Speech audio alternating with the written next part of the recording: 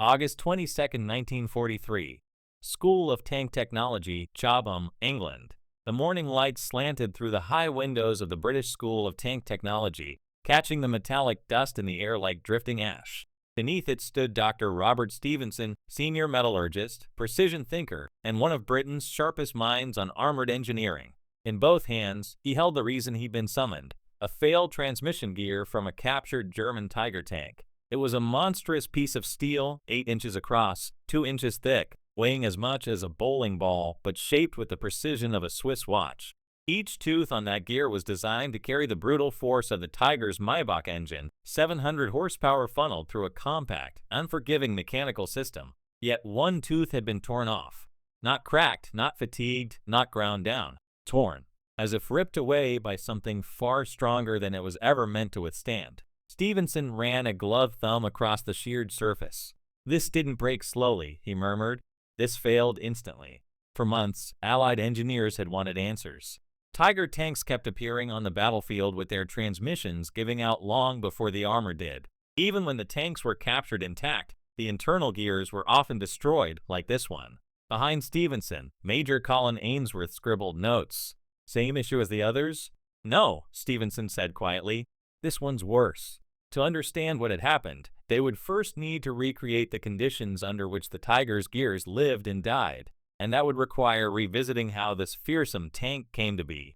The dream of invincibility. 1 year earlier, in 1942, the German High Command had made a calculated decision: build a tank that could dominate every battlefield. Something that could kill a Sherman before the Americans could even see it.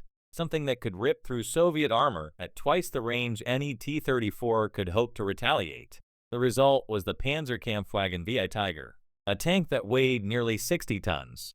A tank whose frontal armor was thick enough to shrug off nearly everything the Allies had. A tank carrying the fearsome 88mm KWK-36 gun, an anti-aircraft cannon modified into one of the deadliest anti-tank weapons of the war. But there was a problem. A tank that heavy didn't just need armor, fuel, and ammunition. It needed muscle.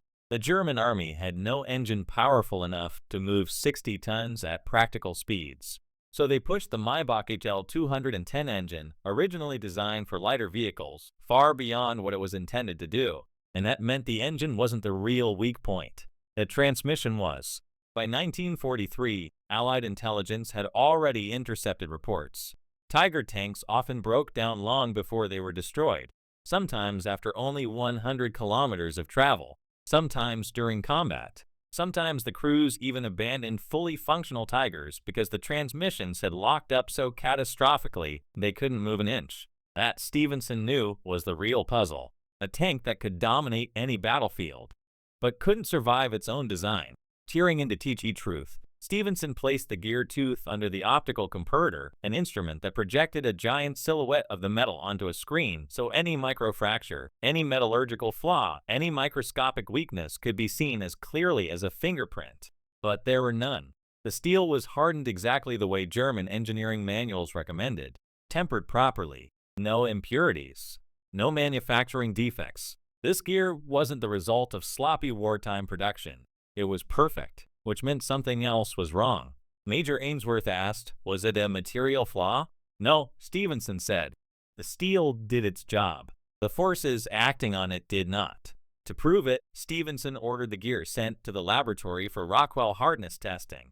The results came back within the expected German specification. The engineers who manufactured it had done everything right. Whatever destroyed this gear wasn't a flaw in German craftsmanship. It was a flaw in German philosophy. The monster. To understand the failure, Stevenson began reconstructing the stress loads the gear would experience under full engine acceleration. He calculated the torque moving from the Maybach engine through the Tiger's very compact planetary gearbox. He examined the alignment, the stress distribution, the rotational forces. And then he saw the problem. The Tiger's engineers had designed a tank too heavy for its own drivetrain. At 57 tons, the Tiger wasn't simply stressing its gears, it was pulverizing them. And when a tank of that mass shifted gears under battlefield conditions, accelerating uphill, skidding to rotate, pushing over uneven terrain, the sudden shock could generate several tons of instantaneous pressure on a single tooth, enough force to shear that tooth clean off. No amount of German precision or steel quality could compensate for physics. You can cheat torque, Stevenson said. Inside The Beast. That afternoon, Stevenson and Ainsworth visited the captured Tiger that the British had hauled to Chobham after its crew abandoned it in Tunisia. Even stripped of ammunition and fuel, it was intimidating, its massive tracks resting like iron jaws on the concrete floor, its thick armor plates still scarred from battle yet unbroken. A museum piece of fear. At long range, Ainsworth said, "This thing is nearly untouchable." Stevenson nodded. "But you don't fight a Tiger at long range. You fight it in time." He climbed into the driver's compartment, tight, reinforced, and surprisingly cramped. He examined the gearbox housing, the drive shafts, the steering system, and there it was, the confirmation. Even inside a perfectly assembled Tiger, the driver had to manage a machine that demanded restraint, a machine that punished any mistake. The Germans had created a tank that could kill anything on the battlefield, but in making it so powerful, they'd also made it fragile. A contradiction in steel.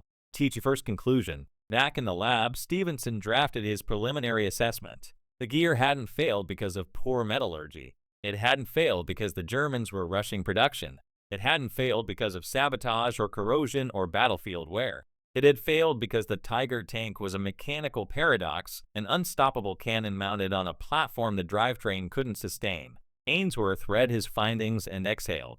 "So, the Tiger's worst enemy isn't us." "No," Stevenson replied, "it's itself." September 1943. Chobham testing grounds. The British engineers gathered around the captured Tiger as it growled back to life. The Maybach engine coughed, rumbled, then settled into a steady metallic throb, deep, resonant, almost alive. Even running at idle, it felt like standing beside a locomotive. The Germans had built something terrifying, but Stevenson knew, to understand why it kept breaking itself, they had to push it. "Run her through the full cycle," he ordered. A mechanic eased the Tiger forward. The massive tracks clattered against the test rails. The transmission whined, groaned, and then, when the driver shifted up into second gear, the entire tank lurched like a wounded animal. Stevenson watched with a scientist's cold precision. "There," he said, "that's the moment." The instant the gear changed, the Tiger's entire drivetrain absorbed a sudden spike of torque, an explosive jolt of force that shot through the gear teeth. To the crew, it was barely noticeable. To the steel, it was catastrophic, a design born from ambition and betrayal, a system ATWAR with itself. The Tiger's power pack, engine, cooling system, and transmission had been crammed into a space too small to support what the tank demanded. German engineers had taken a 57-ton monster and tried to make it behave like a 30-ton medium tank. Inside the engine bay, Stevenson pointed to the cramped layout. "See how tight it is. There's no room for heat to escape. The oil runs hot. The gearbox runs hotter. Everything operates right at the limit." Major Ainsworth leaned in. "And when they fight in the desert, the limits are exceeded," Stevenson finished. The Tiger was engineered for Central Europe, short distances, cool forests, solid roads. But in North Africa, the heat climbed to 120 degrees Fahrenheit. Fine sand clogged filters. The engines overheated.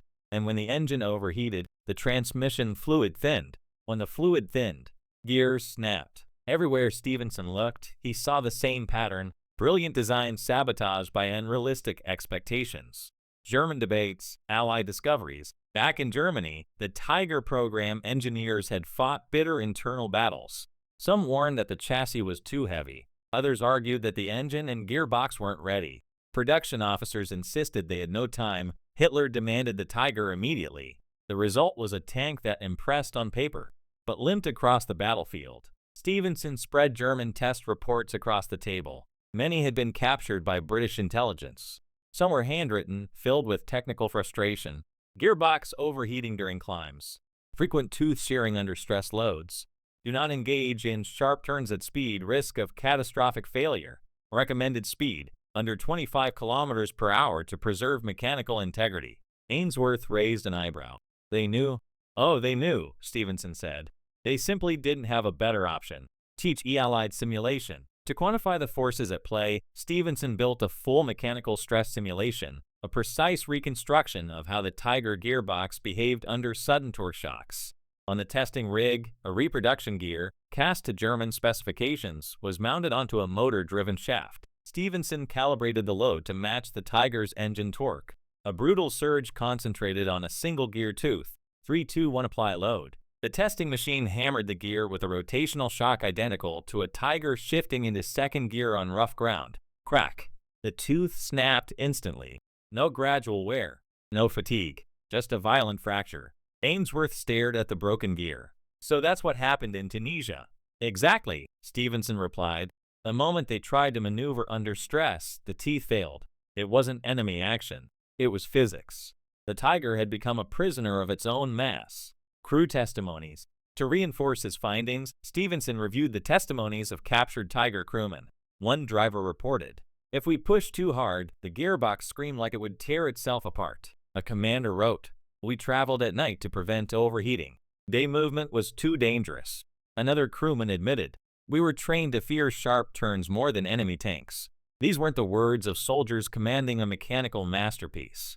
They were the words of men babysitting a fragile giant. Teach internal contradiction. Stevenson drafted a second report. In it, he outlined the core problem. Every advantage the Tiger possessed came with an equal and deadly drawback. Thick armor, massive weight. Massive weight over stressed engine. Overstressed engine, overburdened gearbox. Overburdened gearbox, sheared gears. Sheared gears, immobilized tank. Immobilized tank, abandoned Tiger. A tank designed to dominate could be defeated without firing a shot, simply by making it move. Ainsworth looked up from the report. So the question is, did the Germans know they were building something fundamentally flawed? Stevenson nodded. They knew, but the battlefield demanded a miracle weapon. They built it anyway. Teach British counterpoint. At the same time, British engineers compared the Tiger's design philosophy with their own. The Churchill tank, slow, heavy, heavily armored, was built with redundancy. Its powertrain was forgiving, its gearbox robust, its engine under stress. It wasn't glamorous, but it was dependable. The Tiger had taken the opposite approach, overpower everything at any cost. Stevenson explained it precisely. The British build a tank from the drivetrain outward. The Germans start from the gun and armor, and then cram a drivetrain in afterward. Ainsworth smirked. That's the difference between engineering and ambition. A machine that hated being driven. To push the investigation further, Stevenson rode inside the Tiger during a second test. The driver accelerated across uneven terrain, preparing to perform a 20-degree pivot turn, a common battlefield maneuver. The moment the driver initiated the turn, Stevenson felt the entire drivetrain shudder violently. The gearbox whined in protest. Something inside rattled like a chain flailing against a metal drum. "This is what causes it," he shouted over the noise. The instantaneous torque spike when the steering brakes engage. The tank completed the turn, but the sound it produced was unmistakable, a mechanical cry of pain. The Tiger could fight brilliantly, but it hated being driven. Teach critical discovery. Stevenson took the data back to the lab and ran the numbers again. When the Tiger performed a hard turn at combat speed, each tooth in the transmission gears endured forces 30 to 40% above their design limit. No gear in the world could survive that for long. The transmission wasn't weak. The Tiger was simply too strong for itself. As Stevenson finalized part 2 of his analysis, he wrote a single sentence that would define the entire investigation. The Tiger tank is not destroyed by its enemies. It destroys its own drivetrain. October 1943. School of Tank Technology, Chobham. The Tiger sat motionless on the concrete bay floor, towering over the British engineers like a silent steel cathedral. Around it stood rows of chalkboards filled with Stevenson's diagrams, stress curves, torque charts, gear failure sketches, and the now infamous fracture pattern of the Tiger's gear tooth. The investigation had reached its final stage. Stevenson knew what he had to write, but before committing his conclusions to paper, he wanted one last look inside the beast, one final attempt to see the Tiger exactly as its German designers had intended. Teach German design mindset.